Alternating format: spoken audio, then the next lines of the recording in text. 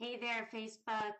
All right, we are going live, and we are going live yet again because the stephanieoday.com/masterclass that I am trying to use YouTube Live for is not listening the way I want it to. And so I keep bouncing on over to Facebook. So Facebook, you have a much better live streaming service at the moment. And so those of you who are following me over and who email and tell me that you're not really wanting to join in on Facebook because of all of your particular Facebook likes and dislikes, I'm sorry. They seem to have figured out streaming, and so here I am. So the good news is I think you should be able to see me along with a slide in the background, and I think I should be able to go through my slide deck. I just saw Erica Hansen, and says she's got it, so I think that is awesome. So I like that interaction. So hopefully we can get through this, and if you have any questions, please let me know. But in the meantime, I'm here, and I get picky eaters because I have a house full of them, and hopefully this is helpful. So all right, I'm going to do okay. So we should be able to see the slideshow now, and I'm just going to go through it. And in general, we're here today to tame the picky eater. And the picky eater in your house could be you. It could be your kids. It could be your spouse. It could be your in-laws. It could be anyone that you're trying to cook for.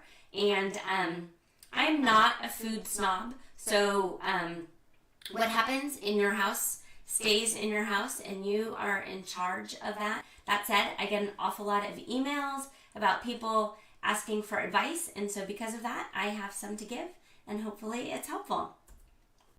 So first off, please know that you are not alone in any way at all, because I probably get an email, 3 to 4 times a day asking what to do about picky eaters, or letting me know that this child or this spouse or that spouse won't eat beans, won't eat tomatoes, won't eat that, and won't eat it. So I don't consider that type of won't eat beans, won't eat tomatoes picky as much as a food preference.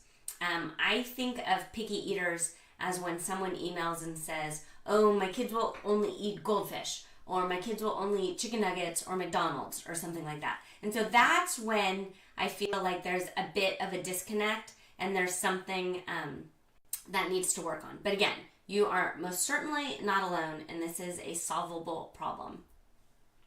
So the first thing to remember when dealing with any children, and hopefully your spouse, if you are in charge of the meal prep and the grocery shopping, then you are in charge. So unless your kids are wandering the aisles of Safeway or Kroger or something, you control what goes in the shopping cart, and you control what comes into your house. So if your concern is they only eat chicken nuggets, they only eat goldfish, don't buy them for a few days.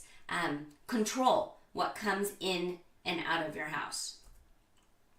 So wishy-washiness. So wishy-washiness doesn't work, and kids are crazy, insanely smart. So a tiny bit of backstory is I've been writing these crockpot recipes and cookbooks for the past 10 years, but prior to that, I worked for a nonprofit, and in that nonprofit, I ran childcare centers, and that's what I did. And I had centers that were with kind of underprivileged children. One of them happened to have been in a homeless shelter, actually. And I realized that the best way to get a group of kids to listen was to have a list of rules and stick to those rules, and not go back and forth about whether or not this rule or that rule mattered today, because of my mood, because of my tiredness. And if you're parents, you know what I mean by that is sometimes it's just too much effort and it takes too much energy to stick by the rules. And I absolutely agree with that. And I hear you, and I do the exact same thing. That said, when you're trying to make change happen, you can't be wishy-washy until the change or the new rule has been in effect for quite a while, and that rule has become second nature. So hopefully that makes sense. Let me know if that makes sense or not. Okay, so let's get started. Let's get it started trying to figure out how to tame this picky eater who is living in your household. So the first thing that needs to happen is to have a well-stocked refrigerator. And this goes back to you being in charge. If you have healthy food in the house, that's all there is to eat. And so that shouldn't be a problem. Now, this refrigerator is not my refrigerator. This refrigerator came from Clip Art, and I feel like it's very fruit heavy. So, and there's juice in there and different things like that. So, in our own particular refrigerator, there's probably more food groups represented. But that said, if you hear the refrigerator open and you're in the other room and you kind of suck in your breath and you're getting nervous that the kids are grazing, you shouldn't need to if your refrigerator is stocked with the food that you have deemed appropriate. And what food you've deemed appropriate is going to be different than what other families deem appropriate. So we happen to be gluten-free.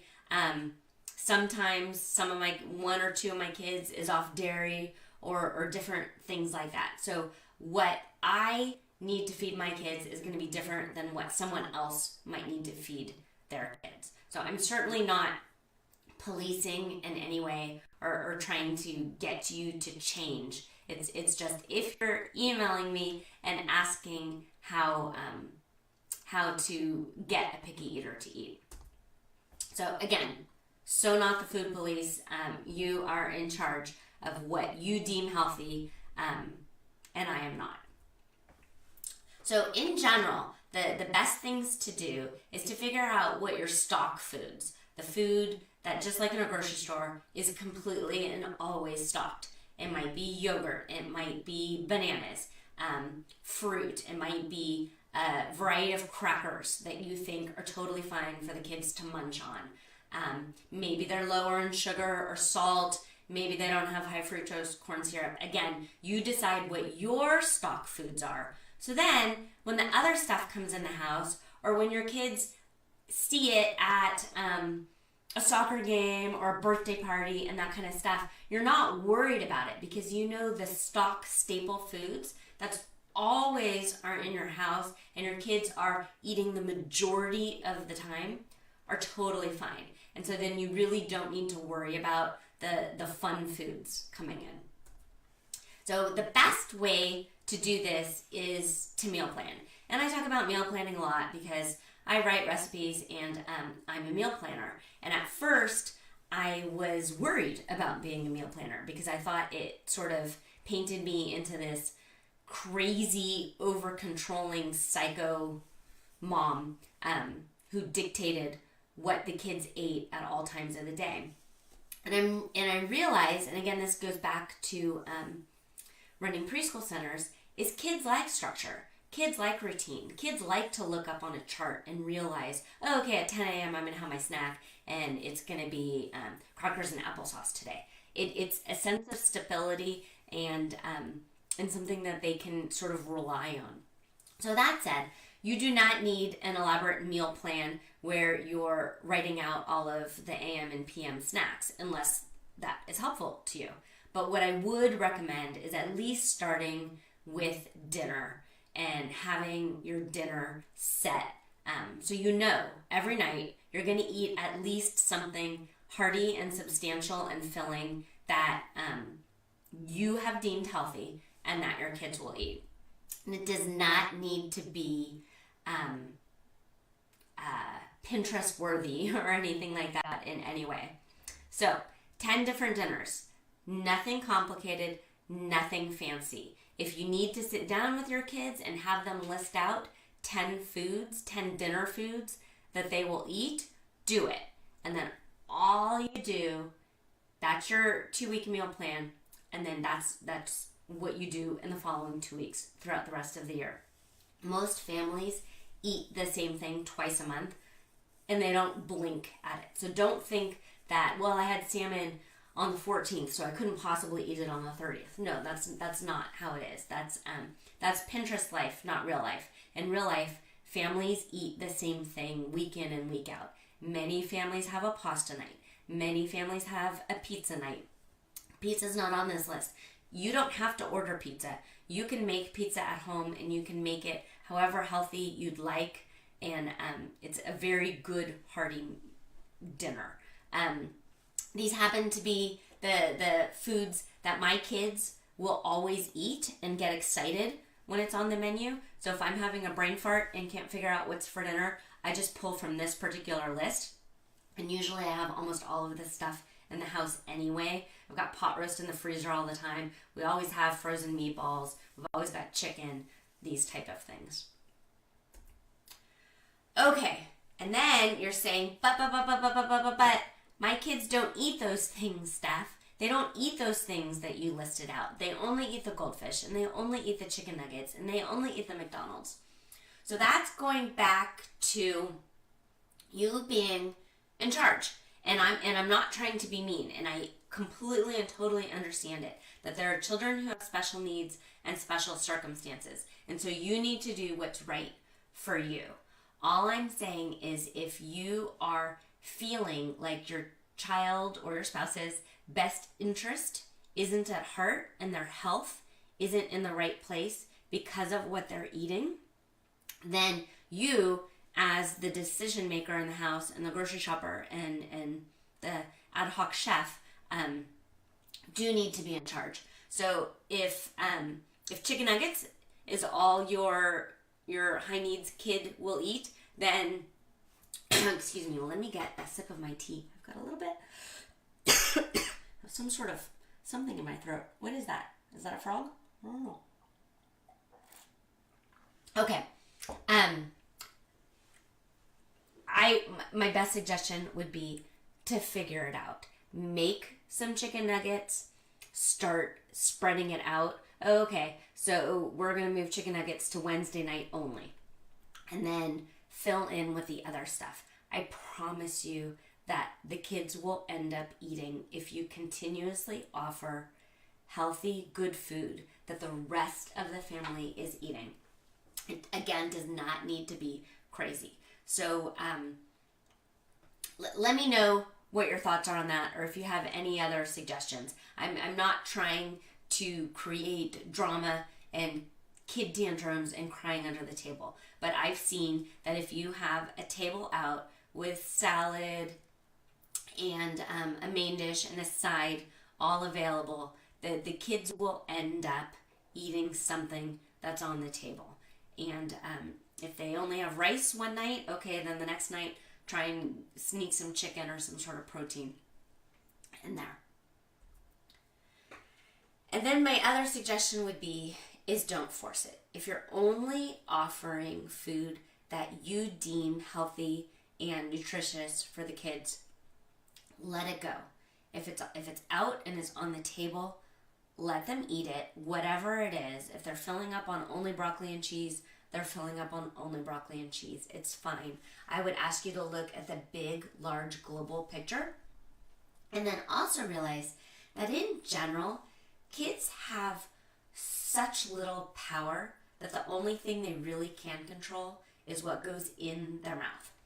They're told when to get up. They're told when to go to sleep. They're told to brush their teeth. They're told to go to school. They're told to do all of these things.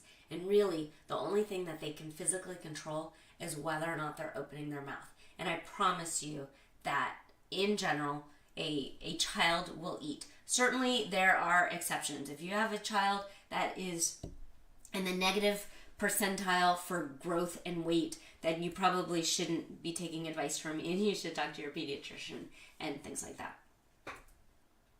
Okay, that that is what I have for today. And so let's see. I'm happy to answer any and all questions. Excuse me. I am having my tea. So I have a bit of a green light and a red light and different things trying to tell me that I don't know if the buffering is happening, if you can see me, or different things like that. It says there are people on, but I'm here and I'm happy to answer questions.